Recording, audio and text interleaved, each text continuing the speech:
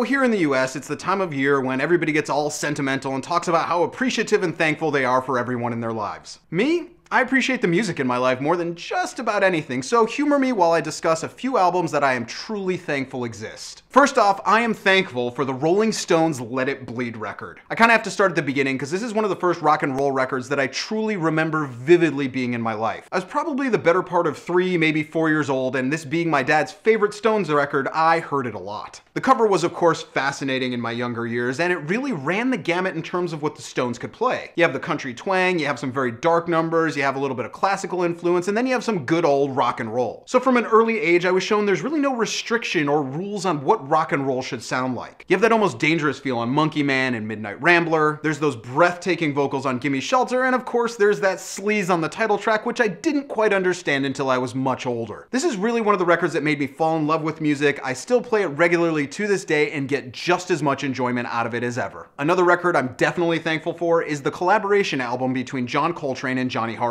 I stumbled across this record in my teens when I was exploring pretty much everything that John Coltrane had ever recorded. And I'm thankful for this one because it turned me on to one of my all-time favorite voices, that of Johnny Hartman. To know this record is to be deeply in love with this record, as pretty much every single performance is the quintessential performance of that song. And the way they're able to play off one another really pushes these songs into an entirely new galaxy, and well, that's why we love these two so much. Whether it's a cold, snowy evening or a nice spring afternoon, this album is always perfect. And it really helped me to delve deeper into jazz, especially all the amazing duet records you got kind of between 1956 and 1964. While I'm definitely thankful to this record for Coltrane and his great performances, it's more so because it brought me Johnny Hartman. And he remains one of the truly great voices that never gets their due, and one of those things I love about music. Third up, Marquee Moon by Television. This is an album I'm thankful for on many levels, not only because it expanded my musical taste, but because this is really a gateway album that I use when people say, oh, I'm not really into punk rock. Or at least people who haven't gotten into a bit of the outside world of rock and roll. People who need a bit more taste and exploration. This is the record I go to. Marquee Moon also happens to be one of the few records I rarely jump into. I always listen to this one from beginning to end. Grabbing random tracks just isn't an option for me. It's not a bad thing. I love the fact that this works best from beginning to end, and that's how I always experience it. The songs are so damn great. You've got that overall cool, cold feel that no other record's really been able to match. It's stripped down, but it's completely full, and it shows that even within the punk aesthetic, there's plenty of room for exploration and melody and great demonstrations of superb musicianship. I mean, the title track alone is almost 11 minutes long and a fantastic sonic journey. And this is the band that built the stage at CBGB's. You don't get more punk rock than that. Really, this is one of the first records I give to anyone trying to expand their musical horizons in any direction, and people always love it. Marquee Moon never fails to deliver. I don't remember who did it, but I am forever thankful to whoever introduced me to this 46 minutes of musical awesomeness. Fourth up, Björk's Post record. I've talked about this one a lot. And I don't think there's another album out there that I've burned through so many copies of. Definitely 3 or 4 CDs, a handful of tapes, at least 2 versions on vinyl. For this record, for me, the word love just doesn't cover it. Whatever's like a million times more than love, that's what I feel for this album. The way the songs move and how you can just sink into this completely, it's one of a kind for me. Every time I play it, I'm transported to this special place that I really can't get to through other albums. And this is an album that gave me a safe hiding place when I really needed it, and I'm forever thankful for that. There are so many moods on this record, but it's the way that they're all wonderfully delicate that I enjoy the most. As few artists can make an upbeat song that sounds this fragile. And I mean, the lyrics on the song Headphones, it's just,